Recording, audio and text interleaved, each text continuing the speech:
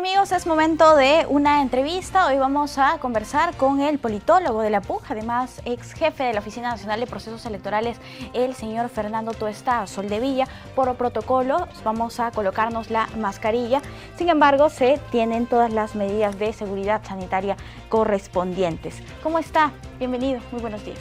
Buenos días, ¿qué tal? Muy bien, muchísimas gracias por aceptar la invitación. Ayer se ha tenido un debate importante en el Pleno del Congreso de la República respecto a la normativa que regirá. ¿Cuáles son las novedades que tenemos?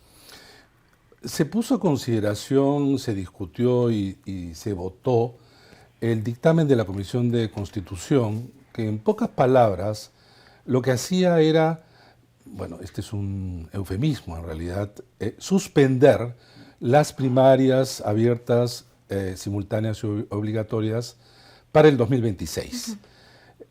Aun cuando el argumento era que esto era por única vez, ya esto había ocurrido la vez pasada en relación a las elecciones generales. Pero no solamente eso, sino que eliminaba o suspendía, como dicen ellos, artículos sumamente importantes. Uno de ellos es la exigencia que se les requería a los partidos y movimientos regionales para que necesariamente coloquen listas en un número mínimo de regiones, provincias y distritos, tanto a los partidos políticos como a los movimientos regionales. Y de la misma manera eliminan el umbral mínimo para mantener la inscripción. Bueno, esto no se ha debatido lamentablemente mucho, sin embargo tiene efectos, desde mi punto de vista, negativos en términos de la representación subnacional. Felizmente, en el Congreso de la República, algunas bancadas y congresistas no estuvieron plenamente de acuerdo con el dictamen de la Comisión de Constitución, que terminó por ser rechazado. Sin embargo, se vota un artículo, la modificatoria de un artículo, el artículo 4 de la Ley Orgánica de Elecciones, por el que es posible ahora hacer modificaciones de las leyes electorales, no hasta un año de la elección, como es la norma actual, sino prorrogarlo hasta por 30 días más. Pero además, hasta el 5 de febrero, poder modificar reglamentos y normas complementarias. Esto que parece aspectos procedimentales y normativos bastante confusos, en pocas palabras, si bien es, desde mi punto de vista, actuó bien el Congreso en rechazar el dictamen, ha abierto la puerta a la posibilidad de volver, digamos, a plantear lo mismo. Claro. Porque lo que pasa al archivo es este dictamen de esos proyectos de ley, pero esto no quiere decir que en la Comisión de Constitución se puedan presentar otros, cambiándole algunas cosas y volverlo a presentar y eliminar nuevamente las primarias obligatorias simultáneas para estas elecciones regionales y municipales. Sí. Señor Tuesta, para que la población entienda un poco lo que significa la intangibilidad electoral, ¿por qué es importante y necesario que ya no se puedan modificar las normas electorales cuando el proceso electoral ya ha comenzado? Bueno, no en todos los países existe esta norma, ¿no? Acá en el Perú hace relativamente pocos años, pero con motivo justamente de los problemas que ocasionaba el modificar normas una vez que ya empezó el cronograma electoral a correr y por lo tanto algunas etapas ya estaban canceladas. Entonces, los candidatos y partidos tienen que tener certeza cuáles son las reglas de juego para los que ellos están compitiendo. Entonces, esta norma se dio hace ya algunos años, pocos años en realidad, y es esta norma la que se quiere modificar. Personalmente creo que es mucho un año, pero debió colocarse una fecha lo suficientemente adecuada como para que se pudieran sí modificar algunas cosas, muchas veces muy necesarias. Pero aquí, lamentablemente, y tengo una observación particular, claro está, de cómo, bueno, ocurre también en general, ¿no? Se están negociando estas cosas. ¿En qué sentido? muchos partidos no quieren las primarias. En realidad muchos de ellos nunca la quisieron, pero esa es la ley. Y las primarias tenían el propósito de abrir justamente la selección de candidatos a la ciudadanía. Hay dos argumentos que se esgrime para suspender las primarias. Uno, que una elección de esta naturaleza va a tener efectos negativos en la pandemia porque la va a justamente impulsar. Contagios y en consecuencia muerte, y es decir, seguridad sanitaria. Y el segundo, el tema del presupuesto. Mira, en relación al primero, no existe evidencia alguna otorgada por fuente confiable nacional e internacional que diga que la elección provocó un rebrote de la pandemia en ninguna parte.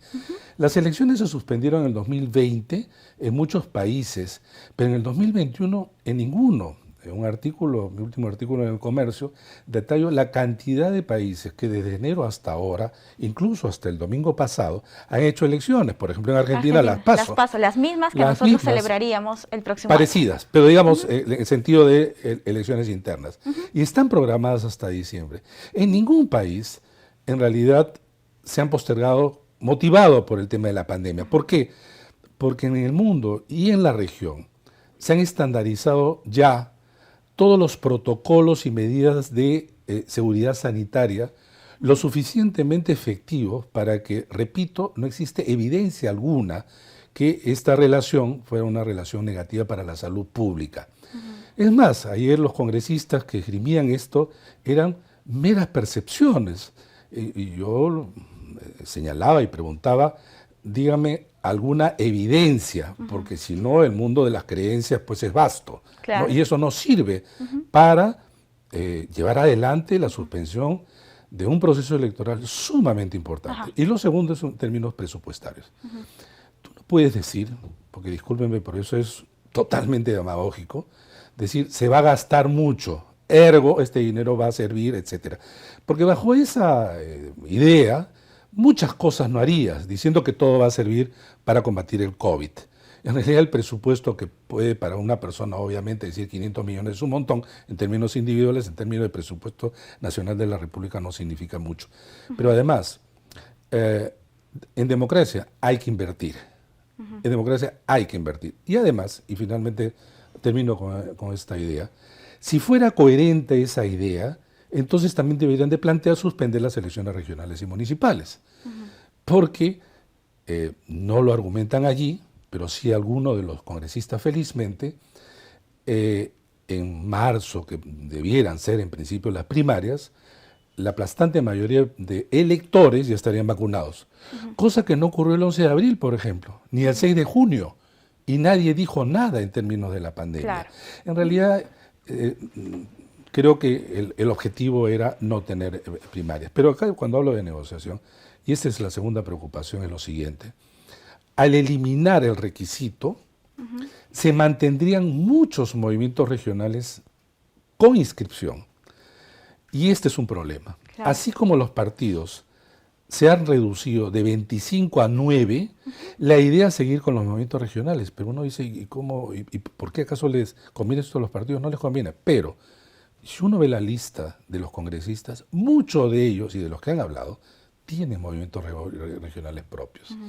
Entonces, este es juego de intereses. Así es la política, pero también como ciudadanos en general, sociedad civil, debemos de decir cosas como esta, porque creo que es necesario para el debate público. Claro, definitivamente. Hay otros temas en los que los legisladores deberían enfocarse. ¿Cuáles deberían ser las prioridades para las elecciones regionales y municipales? Mira, hay varios. Por ejemplo, hay algo que personalmente he estado insistiendo, sin éxito, que es lo siguiente. Se les exige a los partidos políticos y movimientos regionales participar, digo, en un mínimo de listas a nivel regional, provincial y distrital. ¿Qué pasaría si es que en alguna franja, y a eso creo yo lamentablemente va a ocurrir, no se presenta en ninguna lista? En un municipio provincial y distrital, rural, porque a partir de esta vez no va a existir por primera vez listas independientes locales a nivel provincial y distrital. ¿Qué pasa con esos provincias y distritos? Por ejemplo, el partido dice, además, estamos delante de partidos que no son extensamente nacionales, no tienen una gran organización, ni tampoco los movimientos regionales. Entonces, temo, espero equivocarme, que en algunas provincias y distritos no va a haber candidatos. Eso no se están fijando. Eso no se están fijando. Lo otro es que si vuelven con la eliminación, y digamos que prospere la eliminación de las primarias, dice, esto cuesta mucho, pero luego vemos cómo han hecho ellos sus internas la última vez que suspendieron las primarias. Ahí está la data proporcionada por el Jurado Nacional de Elecciones y la OMPE. 4.8% de participación de sus miembros. Se supone que sus miembros son pues, los más interesados, los más participativos. ¿Y qué pasa con el 4.8? Entonces puede ocurrir dos cosas. O los partidos están llenos de miembros que no les interesa la política, ni siquiera para elegir sus propios representantes, o esos padrones están inflados. Entonces, no podemos seguir mirando al costado sobre un tema que tiene impacto severo en la representación nacional y subnacional. Ese era el objetivo de la reforma política, que en muy pocos artículos, en muy pocos casos, se aprobó. Y ahora este intento de justamente modificar las normas es lo que yo he denominado la contrarreforma, porque es contrarreforma, es regresar atrás de lo que ya se había avanzado. Además, el Jurado Nacional de Elecciones ya se ha pronunciado también en ese sentido, Efectivamente, ¿no? El Jurado Nacional de Elecciones se ha pronunciado porque hay que hacer valer la participación. Participación y legitimidad. ¿Tú te imaginas un partido político en donde participa, en habido casos, 1% de sus militantes a votar, versus una elección primaria en donde hay millones de personas que van a votar? El nivel de participación, involucramiento de la gente es pues importante, ¿no? Claro. Y entonces el tema del costo es, repito, quiere ser efectista para llegar a la población y decir, sí, cómo vamos a gastar esto, ¿no? Pero en realidad, bajo ese argumento, en varias áreas no debiera después de gastarse, ¿no? Claro. Para poder entrar a las elecciones regionales y municipales, ¿cuál es el porcentaje que han debido alcanzar los partidos políticos y movimientos regionales en participación? Ya, era 3/5 partes de de las circunscripciones regionales. Yo creo más o menos 17. Entonces, si tenemos 25, tienes que colocar candidatos. Ni siquiera estoy hablando de porcentaje todavía de votos, sino de inscripción de listas, ¿no? En el caso de provinciales, 1/3, igual de distritales.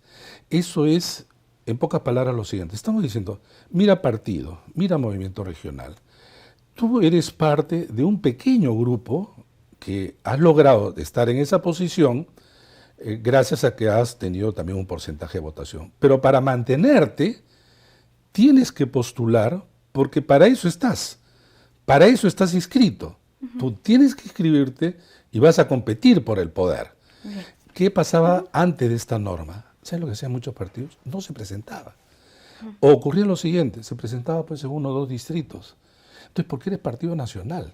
Si tú eres partido nacional y vas a recibir además, 1, fondos públicos, 2, acceso a los medios, que es también fondos públicos, que es dinero de todos los peruanos. Claro. Entonces, así como tienes derechos, tienes obligaciones. Perfecto. Esto lo anulan en el propósito del dictamen, que felizmente, y esperemos por ahora, no prospera. Por ahora, pero todavía pueden modificar. Es que ese es el tema, pues al modificar el artículo 4 extienden la posibilidad, ¿no? Y ese es un peligro latente. Listo. Señor Tuesta, muchísimas gracias por acompañarnos aquí en el centro. Ha sido un gusto conversar con usted. Amigos, nosotros tenemos que hacer una pausa. Volvemos.